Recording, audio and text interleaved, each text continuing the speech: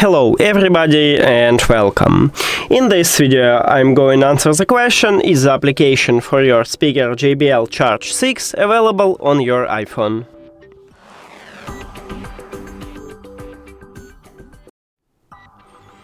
So, I already installed the application what JBL offer for the speakers, and if we open it, right here we can click at Can't Find Product to see available devices for this application. So we can see it, and firstly, our model is Charge 6, so we need to find right here Charge series, and right here we have it.